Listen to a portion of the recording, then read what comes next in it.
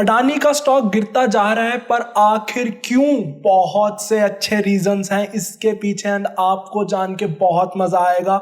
तो बने रहिए हमारे साथ एंड में आपको मैं ये भी बताऊंगा कि मेरी क्या है ट्रेडिंग स्ट्रेटजी अडानी ग्रुप को लेकर। तो अडानी का स्टॉक पिछले कुछ दिन में बढ़ा और उसके बाद आज वापस से गिर गया, पर ऐसा क्यों? अडानी के बारे में मैं तो जब भी न्यूज़ वगैरह पढ़ता हूँ मेरे को तो लगता है मैं कोई मूवी की कहानी पढ़ रहा हूँ। कभी ऊपर तो कभी नीचे, क्लाइमैक्स से भरे हुए स्टॉक्स हैं अडानी के। तो रिसेंटली टाइम्स में क्या हुआ कि अडानी का स्टॉक वापस इतना सेलिंग प्रेशर देख रहा है। इसके पीछे कुछ मेन कारण है। सबसे पहला तो ये है कि डाइल्यूशन, अडानी वापस से अपने बेसिकली शेयर्स को सेल कर कर पैसे उठाना चाह रहा है। बेसिकली क्वालिफाइड इंस्टीट्यूशनल प्लेसमेंट करना चाह रहा है, QIP, वो भी $250 बिलियन की एक बहुत ही बड़ा अमाउंट है, 250 बिलियन। तो बेसिकली ये क्या है? सबसे पहले तो हमें थोड़ा सा हिस्ट्री जाननी पड़ेगी कि पहले जब अडानी एंटरप्राइजेस के शेयर्स अपने टॉप पर थे, उससे पहले भी अडानी ये करना चाहता था। बेसिकली वो शेयर्स के सेलिंग के थ्रू अपने लिए पैसे उठाना चाहता था, अपनी कंपनीज के लिए पैसे उठाना चाहता था, अगर मैं ज़्यादा एक्यूरेटली बात करूं। बट उसके बाद शेयर्स में एक बहुत भारी गिरावट देखी गई एंड उसके बाद ये प्लान्स कैंसिल कर दिए गए। अब जब शेयर्स इतने लो वैल्यूएशंस पर हैं, अब वापस से वो ये स्टेप उठाना चाहते हैं। Basically shares, extra shares publish करना चाहते हैं, जिसके थ्रू अपने बेसिकली एक्सटर्नल इन्वेस्टमेंट्स लेके आना चाहते हैं, कंपनी में पैसा उठाना चाहते हैं, जो कि मुझे पर्सनली भी काफ़ी ज़्यादा कंसर्निंग लगता है। क्योंकि जब शेयर के लिए आपको इतने ज़्यादा पैसे मिल रहे थे तब आपने उस पर पैसे नहीं उठाए, और अब जब इतने कम पैसे मिल रहे हैं तो आप उस पर पैसे उठाने जा रहे हो। कहीं ना कहीं मुझे काफ़ी ज़्यादा सस्पिशियस लगती हैं ये चीज़ें। मेरे को, अगर मैं अडानी एंटरप्राइजेज में इन्वेस्टर होता तो मुझे काफ़ी चिंता होती कि जब बहुत कम शेयर्स निकाल कर हमें ज़्यादा पैसे मिल सकते थे, अब ऑलमोस्ट उसकी डबल क्वांटिटीज़ हमें निकालनी पड़ेंगी सेम नंबर ऑफ पैसा उठाने के लिए शेयर्स की।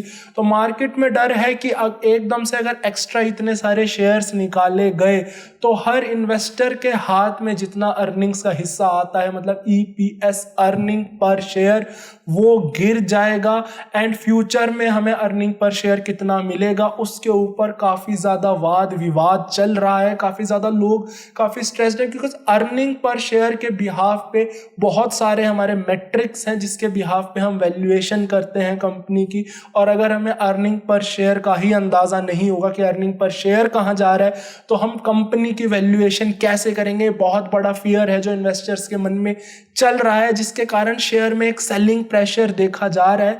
तो बेसिकली जो है पैसे उठाए जा रहे हैं, दो कंपनीज में उठाए जा रहे हैं अडानी की। एक तो अडानी एंटरप्राइजेज जिसमें 120 बिलियन रुपीस उठाए जा रहे हैं, एंड सेकंड है हमारा अडानी ट्रांसमिशन जिसमें 85 बिलियन रुपीस उठाए जा रहे हैं। दोनों में ही काफ़ी बड़ा अमाउंट उठाया जा रहा है, जिसके कारण एक डाइल्यूशन का फियर मार्केट में बहुत ज़्यादा बढ़ता जा रहा है। इसके बारे में मीटिंग 13 तारीख को, सैटरडे को ही हुई थी, जिसके कारण हमें ये न्यूज़ पता चली थी कि क्या चल रहा है अडानी के अंदर। 24 तारीख को वापस एक मीटिंग होनी है, 24 मई 2023 को वापस मीटिंग होनी है, जिसमें अडानी ग्रीन के लिए कितना पैसा उठाया जाएगा उस पर डिस्कशन होगी। मतलब अभी गाथा ख़त्म नहीं होती है, अभी तो भाई साहब गाथा स्टार्ट हुई है, अभी और पैसा उठाना काफ़ी ज़्यादा बचता है। बट यही सारी चीज़ें ख़त्म नहीं होती हैं, यही एक लौता रीज़न नहीं है अडानी के शेयर्स में सेलिंग प्रेशर आने का। थोड़ा सा अगर हम डिग और करेंगे तो हमें पता चलेगा कि अडानी के ऊपर काफ़ी ज़्यादा केसेस चल रहे हैं। अडानी एंटरप्राइजेज हो गया या फिर अडानी की कंपनीज हो गई, उनके ऊपर केस चल रहे हैं। जो हिंडनबर्ग की रिपोर्ट आई थी उसके ऊपर केस चल रहे हैं कि क्या ये एलिगेशन सही है, क्या इस पे फर्दर इन्वेस्टिगेशन होनी चाहिए थी। इन सारे पहलुओं पर बेसिकली केस चल रहा है और सेबी को कहा गया है कि इसके ऊपर रिपोर्ट जारी करी जाए, बट सेबी अभी तक वो रिपोर्ट नहीं दे पाया है। बेसिकली 15 तारीख को इसकी जजमेंट आनी है, जजमेंट आनी थी to be more accurately, but SEBI ने रिक्वेस्ट करा है कोर्ट से कि हमें 6 महीने का और टाइम दिया जाए, बट कोर्ट ने ये बात उनकी नहीं मानी है, सिरे से खारिज कर दी गई है एंड बोला गया है कि हम मैक्स टू मैक्स आपको 3 महीनों का और टाइम दे सकते हैं। तो 3 महीनों का और टाइम दिया जा रहा है बेसिकली सेबी को। एंड कोर्ट की ये स्टेटमेंट थी कि जिस चीज़ के लिए हमने ऑलरेडी आपको 5 महीने दे दिया, उस चीज़ के लिए हम आपको इनफाइनाइट टाइम नहीं दे सकते हैं, तो हम आपको बस 3 महीने ही और देंगे। एंड ये सारी चीज़ें आगे जाके एक्सटेंड हो गई हैं 14 अगस्त तक। तो इस केस के प्रेशर के कारण भी काफ़ी ज़्यादा अनसर्टेनिटी है। एंड देखिए, जब भी मार्केट में अनसर्टेनिटी रहती है, जब भी इन्वेस्टर क्लियर नहीं होता कि ये स्टॉक डाउन जाएगा ऊपर जाएगा, इसका कंपनी का फ्यूचर क्या है, हमेशा सेलिंग देखी जाएगी। अनसर्टेनिटी एक ज़्यादा बुरी चीज़ है किसी भी कंपनी के लिए एज कंपेयर टू अ खराब खबर। या फिर अगर हम बात करें किन चीज़ों का, कुछ चीज़ों का ना पता होना इन्वेस्टर्स को ज़्यादा बेसिकली ज़्यादा नर्वस कर देता है एज़ कम्पेयर टू अगर हम बात करें कि हमें पता है कि भाई जितना ही ख़राब होना है कंपनी में, तो उस हिसाब से शेयर फटाफट गिरता है और उसके बाद अपनी रिकवरी स्टार्ट कर देता है। अडानी के केस में ऐसा नहीं है, बहुत सारी अनसर्टेनिटीज़ चल रही हैं जिसके कारण लोग अभी भी असमंजस में है, क्या हम इस शेयर को खरीदें, क्या हम इस शेयर को बेचें, जिसके कारण हम देख पाएंगे कि अडानी के शेयर में डे टू डे में भी काफ़ी वॉलिटिलिटी देखी जाती है। 5% के, 2% के, 3% के मूव तो बहुत आराम से ले लेता है बिना किसी हिचकिचाहट के। तो इस वजह से भी काफ़ी ज़्यादा लोग नर्वस हैं और हमें सेलिंग देखने को मिलती है अडानी के अंदर। थोड़ा सा हम आगे बढ़ें तो अडानी के 2 शेयर्स स्पेसिफिकली, अडानी ट्रांसमिशन और अडानी गैस, एक बेसिकली एक इंडेक्स मेकिंग कंपनी है मॉर्गन स्टैनली कैपिटल इंटरनेशनल, जो बेसिकली अलग अलग इंडेक्स बनाती है और बेसिकली बताती है कि हमारे इस कंपनी का इस इंडेक्स में इतना वेटेज रहना चाहिए। काफ़ी पॉपुलर इंडेक्स है, काफ़ी सारे लोग इंडेक्स को फॉलो करके, काफ़ी सारे इंस्टीट्यूशंस इन इंडेक्स को फॉलो करके मार्केट्स में पैसा लगाते हैं। तो इस इंडेक्स में जो बेसिकली MSCI का इंडेक्स है, इन दोनों कंपनीज की जो वेटेज है वो कम कर दी गई है। पहले इन दोनों कंपनीज की वेटेज 25% थी, अब अडानी ट्रांसमिशन की वेटेज कर दी गई है 10% और अडानी गैस की बेसिकली परसेंटेज कर दी गई है 14%, जो कि बहुत ही बेसिकली 14% फ्री फ्लोट। पहले फ्री फ्लोट के हिसाब से इनकी परसेंटेज डिसाइड होती है। पहले इनका फ्री फ्लोट 25% माना जाता था, अब इनका फ्री फ्लोट माना जाता है 10% और 14% रिस्पेक्टिवली। फ्री फ्लोट क्या होता है? फ्री फ्लोट कुछ नहीं होता, बस वो शेयर्स होते हैं जो मार्केट में रेडिली अवेलेबल होते हैं बाय और सेल के लिए। उन्होंने अपनी फ्री फ्लोट के कैलकुलेशंस के कुछ पैरामीटर्स चेंज करे, जिसके कारण इन दोनों स्टॉक्स की फ्री फ्लोट की परसेंटेज चेंज हो गई है, जिसके कारण एक सेलिंग प्रेशर देखा जा रहा है। क्योंकि अब जब इनकी फ्री फ्लोट की परसेंटेज चेंज हो गई है तो उस इंडेक्स में इनकी वेटेज भी चेंज हो जाएगी एंड एक कैश का आउटफ्लो देख पाएंगे। जो इंस्टीट्यूशन ने ज़्यादा अमाउंट में इन कंपनीज में पैसा लगा रखा होगा उस इंडेक्स को फॉलो करके, वो अपनी बेसिकली होल्डिंग्स कम करेंगे और जो लोग पैसा लगाने वाले थे वो भी अब कम अमाउंट में पैसा लगाएंगे, जिसके कारण काफ़ी अनसर्टेनिटी बनती दिखती है कंपनी के अंदर। बट अभी सब कुछ ही धुंधला नहीं है, कुछ चीज़ें हैं जो कंपनी के लिए काफ़ी अच्छे से वर्क करती आगे हमें दिखाई दे रही हैं।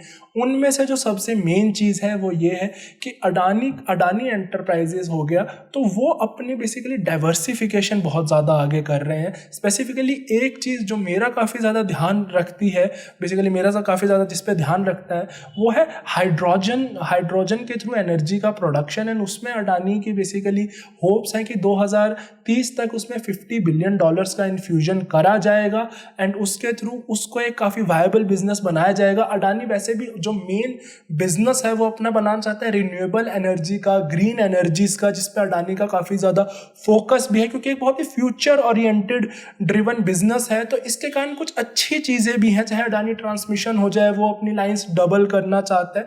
तो हर एस्पेक्ट में, चाहे अडानी पोर्ट से लेकर, चाहे हम अडानी ग्रीन की बात करें या नए जो इनके एंडेवर्स हैं उसकी बात करें, तो काफ़ी ज़्यादा एग्रेसिव अप्रोच है सारी कंपनीज को लेकर। एंड अभी काफ़ी कंपनी दिक्कत में चल रही है, बट हाँ, जैसी होप्स दिखाई जा रही हैं लोगों को, अगर उन एक्सपेक्टेशंस पर मीट करती है ये कंपनी तो इसका फ्यूचर ब्राइट है और कुछ नहीं कहा जा सकता। कोई और दो शब्द नहीं है इस कंपनी के बारे में कहने के लिए कि जो कहा जा रहा है अगर वो डिलीवर हो जाता है तो ये स्टॉक अब भी बहुत वैल्यूएबल है, अब भी बहुत चीप है, एटलीस्ट मेरी नज़रों में।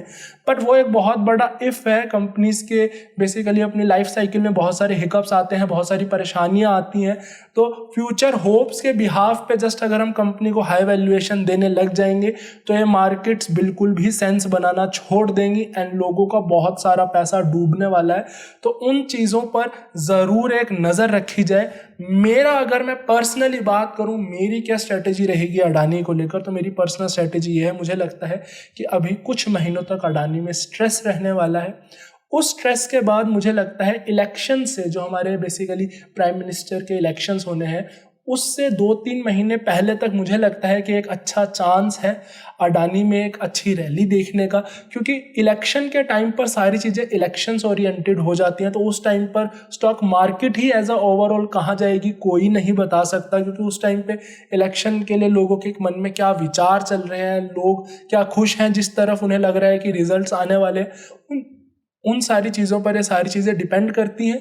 तो फिर कहीं ना कहीं हम स्टॉक स्पेसिफिक होना छोड़ के बाकी मैक्रो चीज़ों पे आ जाएंगे इलेक्शंस ओरिएंटेड। तो अगर मेरे को स्टॉक स्पेसिफिक ही बेट लेनी होगी तो मैं इस टाइम होराइजन में ही लेना चाहूँगा। अगर मैं इस पर बेट लेता तो ये टाइम होराइजन है जहाँ पे मुझे लगता है एक अच्छा चांस है, डिपेंडिंग ऑन कि कोई बहुत मेजर ख़राब न्यूज़ नहीं आती है हियरिंग में 14 अगस्त को, तो उस चीज़ पर हमारी बहुत कीन नज़रें होनी चाहिए। एक बहुत ही इंटरेस्टिंग स्टॉक है, मुझे बहुत ज़्यादा पसंद है बेसिकली इसके बारे में पढ़ना, क्योंकि आए दिन नई इंटरेस्टिंग खबरें मिलती रहती हैं इसके बारे में। तो ऐसे ऐसे इंटरेस्टिंग स्टॉक्स के बारे में अगर आप पढ़ेंगे तो आपका नॉलेज का होराइजन भी एक्सपेंड होगा। आशा करता हूँ आपको ये वीडियो पसंद आई हो एंड देखते रहिए हमारे साथ ऐसी ही वीडियोस। धन्यवाद।